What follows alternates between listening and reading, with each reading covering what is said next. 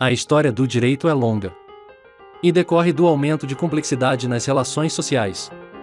Afinal, este é o principal objeto do direito. Na perspectiva sistêmica, por exemplo, como Luhmann coloca, as sociedades foram gradativamente se desenvolvendo e aumentando em complexidade, na medida em que aumentaram e as relações ultrapassaram o meio familiar. Nessa medida, foram requerendo normas cada vez mais complexas para que fossem capazes de orientar e organizar relações sociais que já não se resumiam a um pequeno grupo, mas a uma formação de harmonizar ou equilibrar as interações e conflitos entre diferentes indivíduos. Embora a história do direito na contemporaneidade ande atrelada à concepção de Estado, é preciso compreender que o conceito de Estado é um conceito decorrente da modernidade.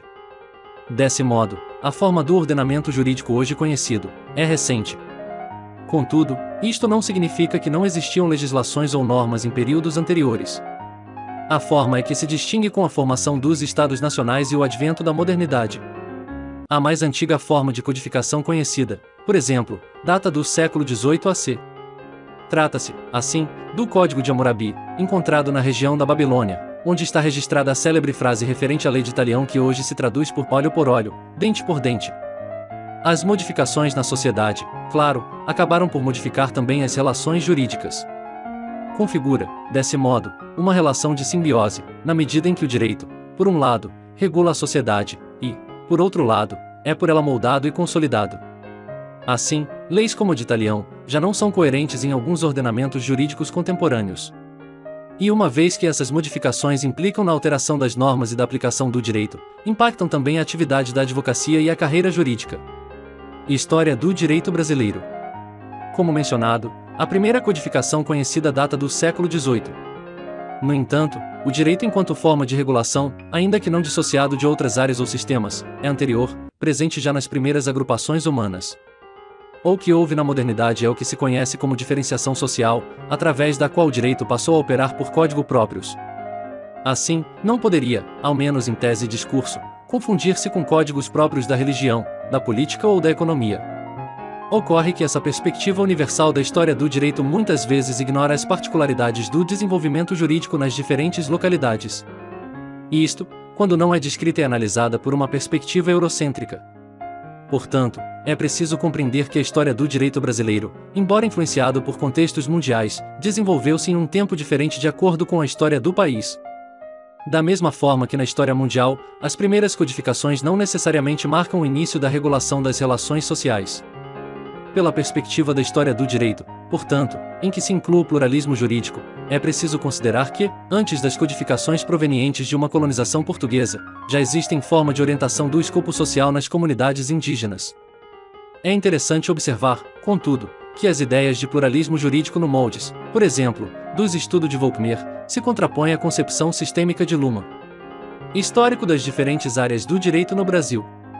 A história do direito brasileira pela perspectiva dos institutos formais e positivos inicia-se, então, com a colonização portuguesa. As normas vivenciadas pelos grupos indígenas aqui habitantes passaram a conviver, não de forma harmônica, uma vez que o processo de colonização deu-se com base em um massacre à cultura indígena, com as normas portuguesas aqui aplicadas. Em um primeiro momento, portanto, as normas vigentes não eram propriamente brasileiras.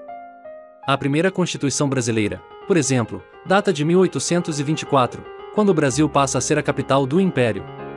E em 1988 foi promulgada, então, a sétima e atual Constituição Federal. Nesse período, também as áreas do direito passaram por transformações. Não apenas houve uma adequação às normas da Carta Maior, que condicionam as normas de hierarquia inferior em sua recepção ou não, como também uma adequação às transformações locais e globais. 1. História do direito penal. A história do direito penal possui alguns fundamentos que remontam à Grécia Antiga. No entanto, o que se verifica diante de um direito penal do inimigo é uma relação bastante intrínseca com os modelos inquisitoriais, mesmo com a importância concedida, atualmente, aos direitos humanos. Por óbvio, o Código Penal e a estrutura do direito de um modo geral se modificaram bastante ao longo dos anos. Já não se pode conceber, portanto, dispositivos que admitam a impunibilidade de crimes de estupro em face do casamento do agressor com a vítima, por exemplo. Contudo, existem elementos que continuam a influenciar a forma, sobretudo, com que o direito penal é vislumbrado na sociedade. E, consequentemente, a prática jurídica. O Código Penal brasileiro vigente data de 1940. quase 80 anos, portanto, passaram-se desde a sua publicação, considerando que o projeto é ainda anterior. Percebe-se, assim, que, mesmo com as modificações nos dispositivos, o código foi escrito com base em uma sociedade bastante diferentes, em que direitos humanos, por exemplo, começavam a ser discutidos, em que a mulher ainda era vista como propriedade do homem, em que o racismo ainda não era criminalizado, entre tantos fatores. Enfim, ainda que a redação se altere, os fundamentos originários ali permanecem. 2. História do direito civil. A história do direito civil, por sua vez, remonta ao direito romano. Assim, percebe-se que muitos institutos se assemelham na fundamentação aos direitos encontrados no Império Romano. E isto decorre não apenas de uma inspiração dos juristas brasileiros, mas de uma formação de origem latina e sua readequação no tempo. 3. História do direito ambiental. A história do direito ambiental, assim como a dos direitos humanos, é recente na história do direito ocidental. E tem ganhado impulso nas últimas décadas, sobretudo com a evidência dos efeitos de uma industrialização em massa. No Brasil, a Constituição Federal de 1988 trouxe o meio ambiente como um direito intergeracional. E, portanto, deve ser protegido não apenas para as gerações presentes, mas também para as gerações futuras. Nesse sentido, o artigo 225, confira que 88 dispõe. Art. 225. Todos têm direito ao meio ambiente ecologicamente equilibrado, bem de uso comum do povo e essencial à sadia qualidade de vida, impondo-se ao poder público e à coletividade o dever de defendê-lo e preservá-lo para as presentes e futuras gerações. 4. História do direito empresarial. A história do direito empresarial é também relacionada com o advento da era moderna e a ascensão do modelo de economia capitalista. É uma área do direito privado voltada, então, para a regulamentação e negociação jurídica das empresas. Historicamente, a área se separa do direito civil sobretudo com o advento do Código Napoleônico de 1804. Em 1850, foi publicado o Código Comercial Brasileiro, onde se encontravam, assim, os principais dispositivos de direito empresarial. Em 2002, contudo, com a publicação de um novo Código Civil Brasileiro, a maior parte do Código Comercial foi revogada. Continua em vigor, desse modo, apenas a parte relativa ao direito comercial marítimo. Os demais englobados pelo direito empresarial, enfim, são regulados pelo Código Civil, apesar da separação anterior das áreas. Novas perspectivas para o direito e a carreira jurídica. A história do direito é uma disciplina em constante produção. Afinal, a história não para. O hoje torna-se ontem na medida em que os minutos decorrem. E a percepção de que o presente é histórico advém apenas no momento em que há uma ruptura.